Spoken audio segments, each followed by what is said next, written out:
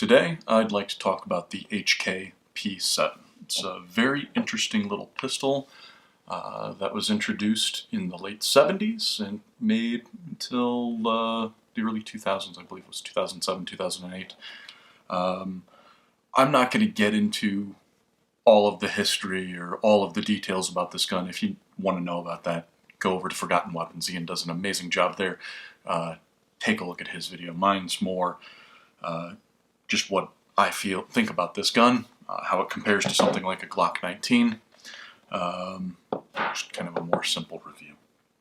So let's go ahead and get started here. Compare the size of this thing to something that you're probably familiar with. So I've got here the HK P7. This is the P7. I believe they call it the PSP variant. They had the M8 came out later and a couple of other variants, but the main difference here, actually the only difference of note, is the location of the magazine release. We'll get into that later. But HK P7, Glock 19.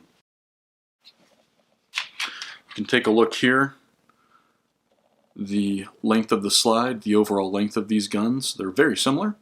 The Glock 19 is, looks like 1/10 of an inch. It's fractionally larger, but nothing noticeable. Flip this guy around, take a look here. You can see they're about the same height. No big difference there. The grip thickness, the P7 here is a little bit thinner, not by much, but it is thinner. And that carries all the way through. One thing I will tell you, holding these, the P7 is noticeably heavier. It is an all-steel construction, so it's kind of to be expected. So this gun is very interesting. It is a couple of things that you're not going to see on most other guns. First off is the function. It's a gas-delayed blowback. So there is a chamber here and a piston, basically, that is what makes the gun cycle as you shoot the gun.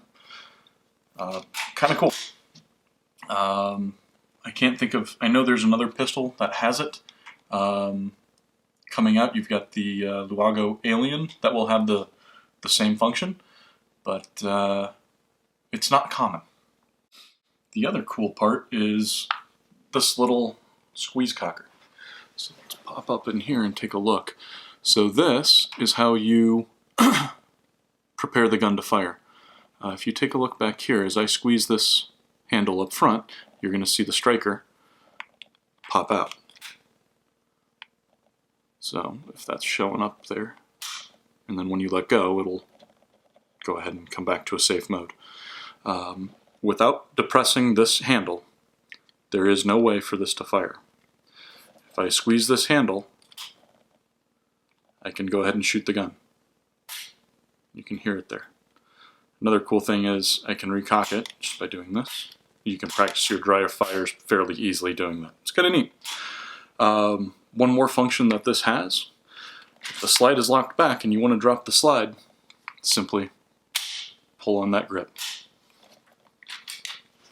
Squeeze that grip and that slide releases. So when you're doing your magazine reloads, there's no need to find the slide stop over here. This is your slide stop. There's no need to rack it back. Just squeeze, get it ready to shoot. Kind of a neat feature. I like it. This is a very heavy little gun. For something its size, it's much heavier than you would expect. Let's talk more about this squeeze cocker here. So this is similar to a compound bow, if you will. It's going to take about 14 pounds or so to squeeze this back. But like a compound bow, once you have this back, it only takes about 1 pound or 2 of pressure to keep it held back. So you get a good grip on the gun, and it's ready to fire.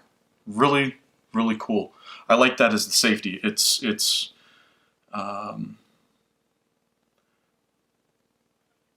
There is no other external safety on this. So, just like the Glock, no external safety. And on the Glock, this little blade on the trigger is your safety. Well, this grip safety, if you want to call it that, that's your safety. And it works really, really well. You're probably noticing the sound as I release it. It is loud when you release this if you don't fire. I mean, that's that firing pin. Cool little gun. Let's talk about this magazine release here real quick. This is one of the early versions, and what they had on the early version was a heel magazine release. You might hear it referred to as a European mag release or a number of other things.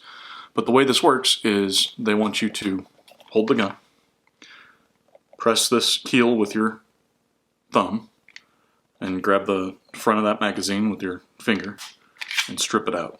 Then you'll just replace it and it's ready to go. Cool magazine release. Later versions of the P7, I believe they were called the M8, came out with your typical HK paddle release. So you have a mag release here. It's an ambi release, just like you'd find on any modern HK. So that's kind of one of the main differences between this version and some of the newer ones. This pistol, it's got some nice serrations here on the top of the slide, and then the sights. Let's see if we can get that. Good little night sights, high contrast, very long sight radius for what it is. So it is pretty cool. One other thing that's very interesting about this is, as small as this gun is, it has a barrel that's a little bit longer than you would expect. And the reason, I'll show you here. This magazine inserts like this. It doesn't follow the grip angle like a Glock or a 1911, something that you're familiar with. Instead, this thing extends in here more or less vertically.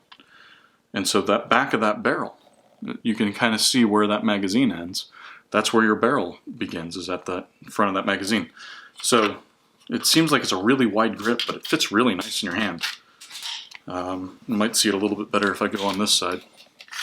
Take that magazine over here, and you can see how that magazine comes up here straight, and then where that chamber is, you can see it allows for a longer barrel than in a typical gun where the magazine would rotate and follow the grip angle. You pick up an extra ½ inch in barrel length.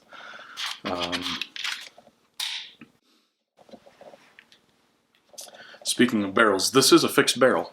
So if we pull this back, you'll see this barrel doesn't move. I'll go ahead and field strip it too and show you, but that barrel does not move. Fixed barrel, really nice, adds to the accuracy of it. It's fantastic. Takedown on this gun is fairly straightforward. Let's take out that magazine. You're just going to press this button, pull the slide back, press down on that button, pull the slide back, and then lift it up. So you can see here, fixed barrel, that stays in place.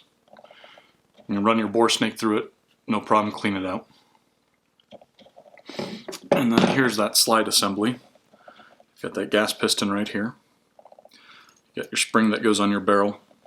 And again, it's just a striker fired pistol, nothing really too new there. Putting it back together, slide that spring back onto your barrel. You've got to get this gas piston lined up with that gas chamber. Don't know if I'm going to be able to show it to you here, but this gas chamber is underneath this dust cover.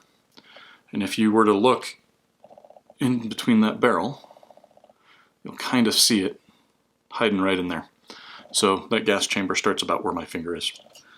So you get this piston in there, spring in the barrel, gas piston over, slide this over the barrel, pull it back, and good to go. Pretty straightforward, pretty simple, very easy to field strip. It's a lot more complicated to do a full-on detail strip. Lots of springs, lots of levers, a lot going on there. But honestly, you don't really need to do that very often. Just do a field strip, clean it, you're in good shape.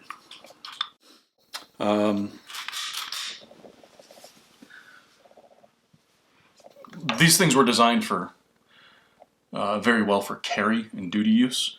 So I did have a holster made for it just so that I could carry it if I want to. I contacted Crossbreed and had their Supertuck made up. I'll go ahead and put it on. Let's show you how this thing conceals. You'll get a feel for it, and then we'll talk about this gun a little bit more. So just give me a moment. Okay, so I've got a Crossbreed Supertuck on right here. HK P7. Holster up real nice.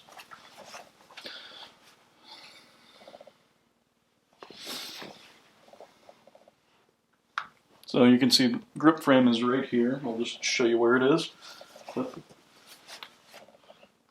It wears nicely. Again, it's with that Supertuck holster. That's a good location to carry. I kind of like it. Can't complain. So that's the HK P7 in the Crossbreed Supertuck holster. Conceals decently well. It's nice. It is a bit heavy, especially when it's loaded up, but you know, no big deal. I don't carry this too much. I don't like, I could probably adjust this a little bit better, but I don't like how my grip is coming out of here. I could probably raise this up a bit and fix that a little, but it works fairly well. I like that it's very safe for it. I like that it's a very accurate gun. So, you know, if something you're considering, I'd be okay carrying it. I just choose not to. I have other guns I prefer to carry, but it is designed for it. So if you find one of these and wanted to, you could. One of my other issues with it is they don't make these, so parts are kind of hard to find. Let's talk real quick about shooting impressions. This is a nice, accurate little pistol, and the trigger's really nice on it. One of the nicer striker-fired triggers I've seen. So let's see if it shows up. Let's cock it and get it ready. So you've got a little bit of creep here, take up, but then it hits a nice solid wall, and then you get to shoot it. Not bad. And then if you wanted to see the reset, let's go ahead and reset it. Yeah, so it resets exactly to that wall.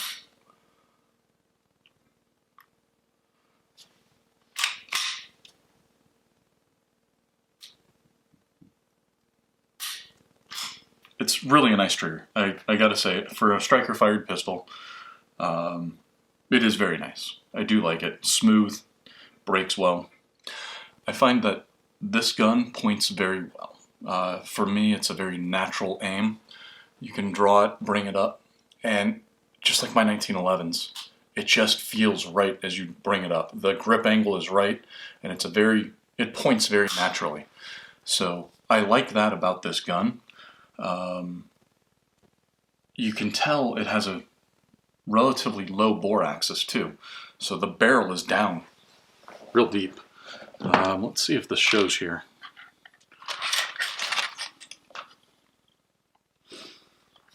Yeah, so if we take these two, it's about a 1/4 inch lower than the Glock, that bore axis. So if I'm holding this and just extending my fingers, you can kind of see the difference here. I have about this much more before the bottom of the barrel, whereas here, it's significantly less. That is the bottom of the barrel right there. So it sits a little bit lower, which means it doesn't flip up. As you're shooting this, since that slides lower, everything's lower, it doesn't want to flip up as much as a Glock.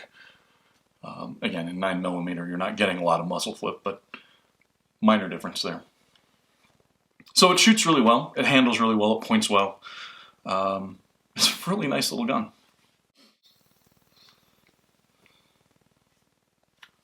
It's a shame they stopped making them, honestly. Kind of wish they did.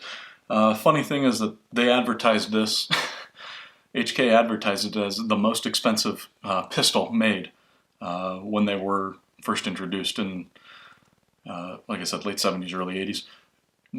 It was a very expensive gun. Unfortunately, it's still expensive these days. I want to say these things, if you're going to find one, they're still going for $1,500 to $2,000. So they're not terribly cheap. And magazines, just these little steel magazines, if you want to find them, HK mags, they're selling close to $100. I want to say maybe 70 to $100 for a magazine. So if you do look at these, make sure it comes with magazines. Don't buy one without one unless you're planning on dropping another small fortune just on a couple of mags. Anyway, that's the HK P7. Cool little pistol. I really enjoy shooting this. It is a lot of fun. Designed for carry, although I really don't carry it much. I've got others that I find a little better. To me, it's more of a novelty at this point, but it is a cool piece of history, and I like the design of it. It was just different, so very neat. Again, if you get a chance to go shoot one, go take it, go shoot one. It's just cool. Very, very cool little piece. Anyway, I hope you found that interesting, found it useful. See you next time.